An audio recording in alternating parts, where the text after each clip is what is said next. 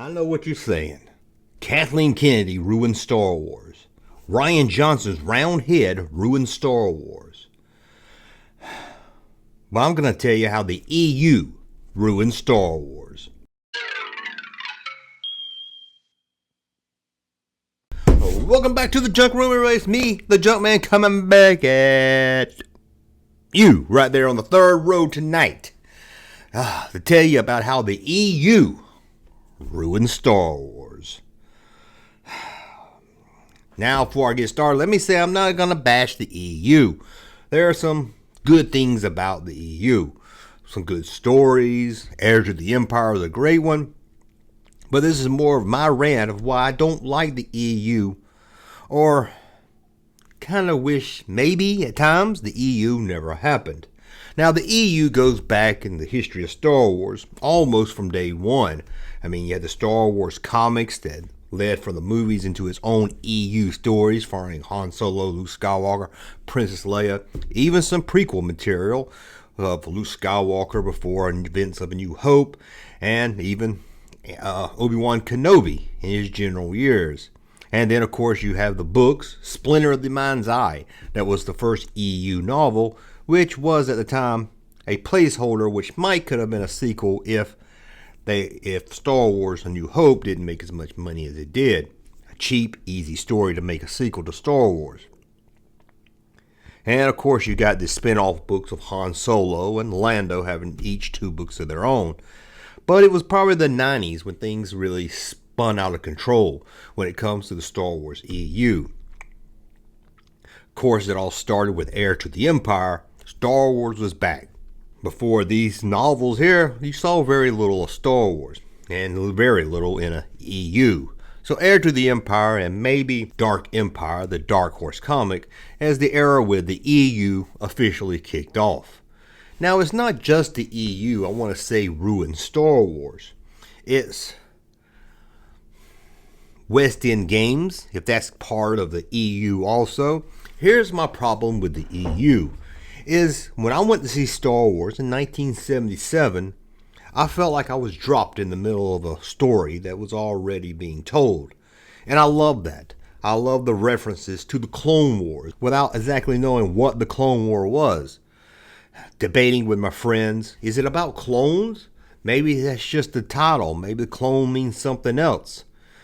Or maybe the mystery behind how Darth Vader and Obi-Wan fought on top of that volcano. But it wasn't just these major story points that the prequel flushed out. It's just the mystery of Star Wars seemed to be lost with the EU.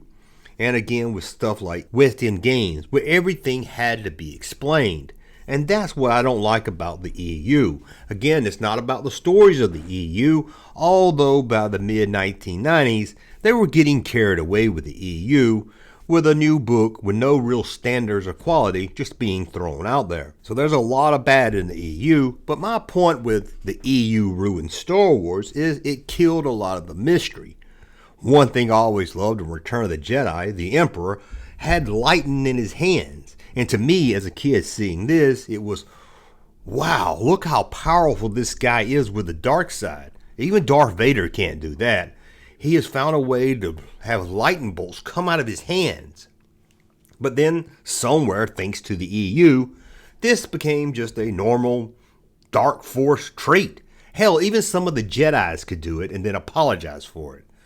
They were doing it in video games, they were doing it in comics, they were doing it in the EU, and it took some of that magic away from the Emperor. It was no longer was seen as something, look how powerful the Emperor is. Look what he can do. What else can he do? If he's just doing this to kind of tease Luke, how powerful is this guy? Even Vader never did the lightning bolts. Well, maybe because he didn't have a real hand. But as you can see with the EU and the video games and comics and books, it just seemed to be yet another power of the dark side. He shot lightning bolts. So what? Nothing special. It became just as common as using a force push or a Jedi mind trick. Thanks to the EU, that force lightning that we saw in Return of the Jedi wasn't special anymore. It was just something that happened. And it wasn't just the powers of the dark side. It seems thanks to the EU, every character, no matter how minor it was, had to have a flushed out a backstory. Even that little snail creature that hangs on Jabba's roof, that really has no name or anything when you watch the movie. Hell, you don't even remember it being there till someone points it out to you.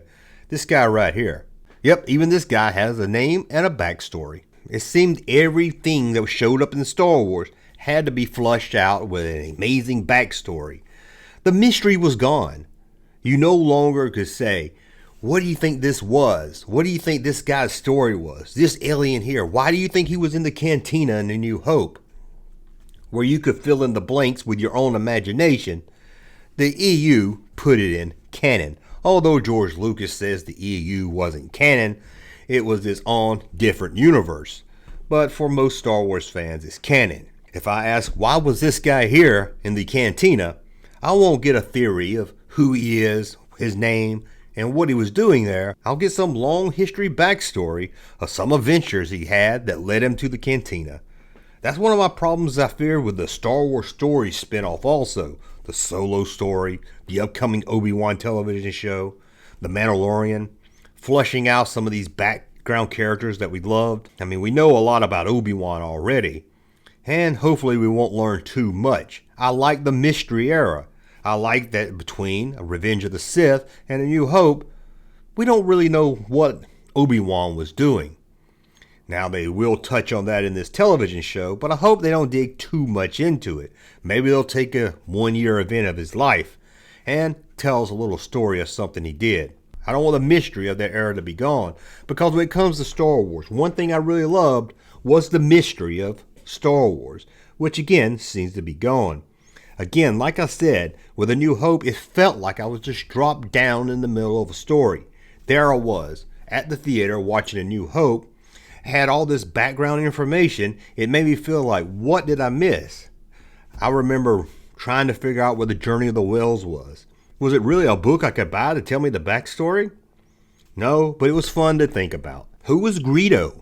Oh, we know we lore for Jabba the Hutt, but did we need a whole backstory of Greedo? And to me, this is why the EU, again for me, kind of ruined Star Wars, or at least the magic of Star Wars. The debate of who is who, what was this, your own stories, your own adventures, your own thought of why this happened, why did the Jedis disappear when they died. You could have your own theory on that. It didn't need to be set in canon, it didn't need to be told in a prequel. It was you. You came up with that. And what you thought might be different than what your friend thought, but that was, to me, the fun of Star Wars. We all made up our own backstory, our own lore, and we made our own Star Wars in our head to go along with the movies. We know Han Solo was a rogue smuggler. We know about the Castle Run. Do we really need to see it? Do we really need to know every little detail of that? Can't we make it up in our head what the Castle Run meant to us, what we thought it was? It takes some of the fun away from Star Wars when everything is explained with a spin-off film, a television show, a book, a comic, a video game. Now again, this isn't about the stories of the EU. There are some awful ones out there, but there's some good ones too. For every heir to the Empire, there's a Planet of Twilight novel out there.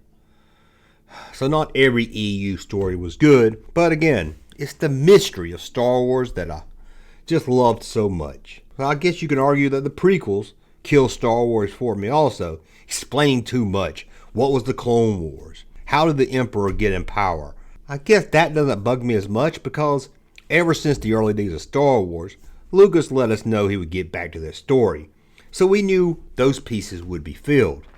But it's those little pieces. It's the background characters. Stuff that really kept us interested in Star Wars, talking with our friends. Who are the two wanted guys in the cantina that tried to start beef with Luke Skywalker? We each had our own theories of why they were wanted men, why they ended up in the cantina, why they were picking on Luke. Now we've got probably 3 different stories, whole adventures of these guys. We know their names, we know their backstories, we know what planet they were from, we know why they were in the cantina that day. We don't need every little thing explained. I even see it with the newer stuff, wanting everything to explain. Who are the Knights of Ren? They talked about them in the movie, but why didn't they show them? We need to know. Why? Why do you need to know? In Empire Strikes Back, Han refers to a bounty hunter that almost caught him and Leia.